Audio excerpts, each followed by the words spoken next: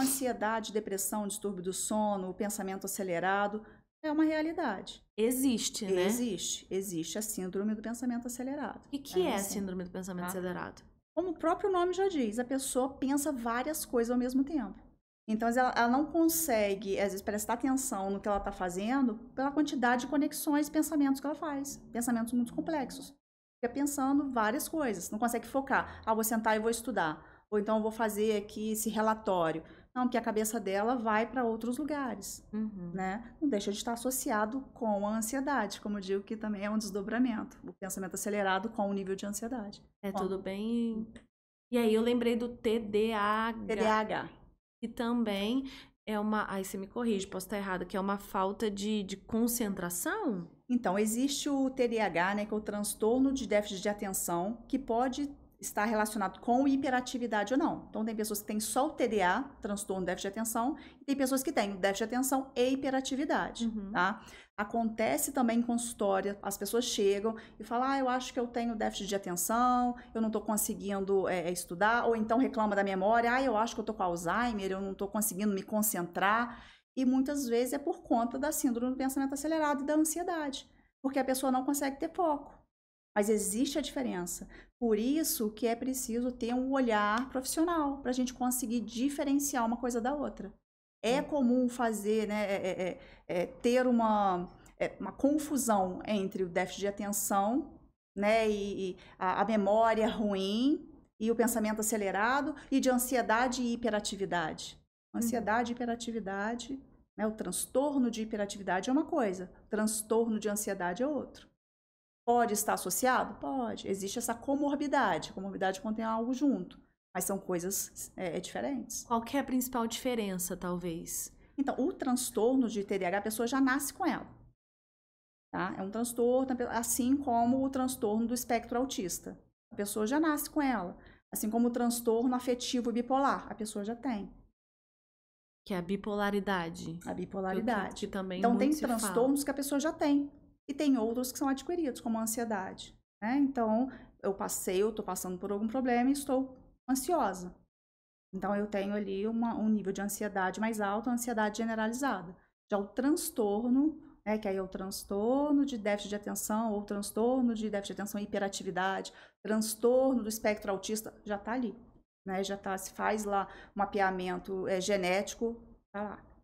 Dá para perceber isso em exames clínicos e de sangue? Assim, a gente geralmente faz inicialmente a anamnese, né? Então, assim, um olhar clínico mesmo, que é saber todos os marcos de infância, porque uma pessoa que tem o TDAH, ela tem um histórico, regresso aí, né, de escola, como que foi, rendimento, repetiu de ano, era mal visto na escola, esse menino não para sentado, é bagunceiro, arruma confusão, tem todo um histórico. E então, às vezes traz um diagnóstico só depois de anos, é isso? Exatamente. Isso tem acontecido muito no transtorno do espectro autista, né? Eu tenho atendido muitos adolescentes e autistas sem um diagnóstico fechado, porque são autistas leves que não tiveram lá na infância o diagnóstico. Então, está tendo um diagnóstico agora tardio, né? Porque antes não se tinha tanta informação quanto se tem hoje, sabe? Então, os leves não foram diagnosticados. Os leves que a gente fala, porque aí o autismo que realmente compromete, né?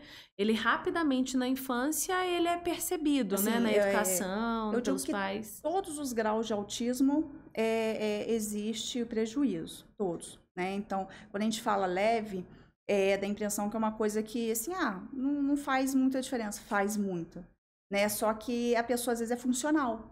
Então, é um autista funcional. Funcional quer dizer o quê? Ele não teve um atraso, às vezes, de fala importante, ele conseguiu se alfabetizar, conseguiu estudar numa escola regular, né? Mas passou desapercebido, por exemplo, as alterações de senso-percepção, que tem uma sensibilidade auditiva, né?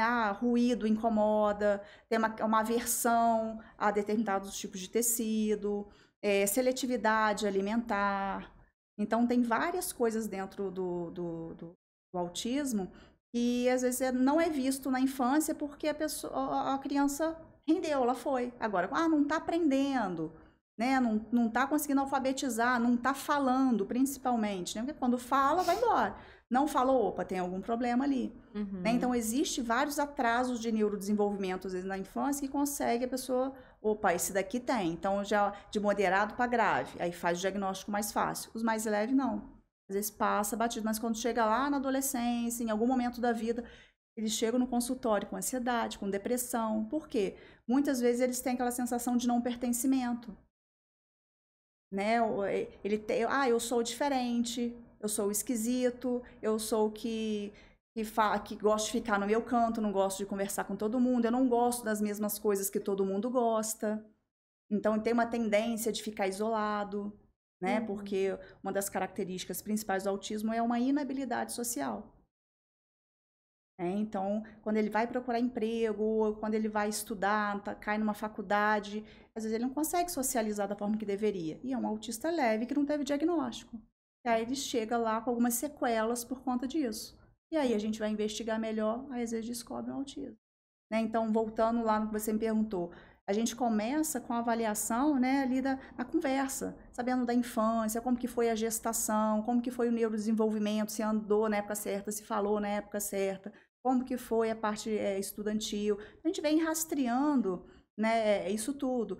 Existem alguns exames que podem ser complementares? Existe. Alguns exames de imagem, exames de sangue, exames genéticos a gente já consegue solicitar para alguns casos, não é às vezes o caso de depressão, de ansiedade, né, mas de TDAH, de espectro autista, né, às vezes a síndrome de Tourette.